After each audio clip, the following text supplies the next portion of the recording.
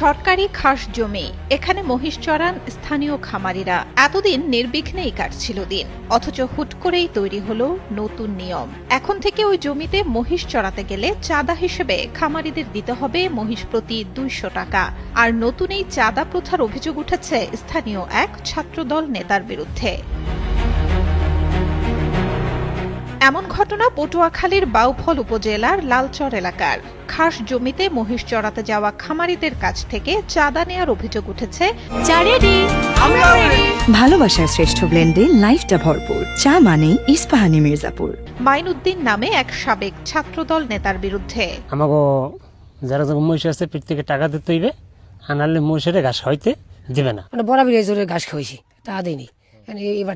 মহিষ পালনকারীরা জানান, দীর্ঘদিন ধরে লালচরে খাস জমিতে মহিষ চড়িয়ে আসছেন তারা। চরাঞ্চলের খাস জমির ঘাসের উপর নির্ভর করেই জোটে মহিষের খাবার। কখনো 1 টাকাও দিতে হয়নি কাউকে, অথচ এখন টাকা না দিলে মহিষকে ঘাস খাওয়াতে দেয়া হয় না। তাই বাধ্য হয়েই মাসে মহিষ প্রতি 200 টাকা করে দিতে হচ্ছে তাদের। এভাবে 478টি মহিষের জন্য দিতে হচ্ছে মাসে 95,600 টাকা। এতে লোকসানে পড়ছেন খামারিরা।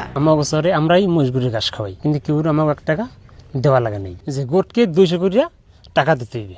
যে কয়টা গোটে এই টাকা আমরা টাকা জনগণের দিয়া নেতাকর্মীর দিয়ে আমরা ঘাস খাওয়াম। আমরা হানি বহনে ওই মাইনুদ্দিন ওই দোকানে বইয়া ওই লিস্ট করছে, যে কটা মহিষ আছে নিজে লিস্ট করছে, নিজেই টাকা লইছে। আর হাতেই আমি টাকা দিছি, যেমন আমার 4 মহিষ আমি 800 টাকা দিছি। খাস জমিতে মহিষ চড়াতে টাকা নেয়ার বৈধতা নিয়ে প্রশ্ন তুলেছেন স্থানীয়রা।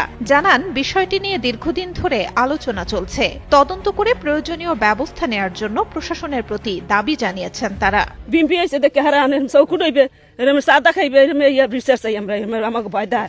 আমার পোলারে ওই ক্ষমা বিএমপি 5 তারিখে 200 টাকা করে। এদিকে সব অভিযোগ অস্বীকার করেছেন অভিযুক্ত সাবেক ছাত্রদল নেতা মাইনুদ্দিন। অজুহাতে বলেন, জেলেদের মাছ ধরার চাই ভেঙে ফেলে মহিষগুলো, সেই জরিমানা হিসেবে টাকা নেওয়া হয়েছে। এ বিষয়ে গণ্যমান্য ব্যক্তিদের নিয়ে সালিশ বসেছে বলেও জানান মাইনুদ্দিন। সেখানে টাকাগুলো তার কাছেই জমা রাখা হয়, এমনকি নিজের মহিষের জন্য টাকা দিয়েছেন বলে দাবি তার।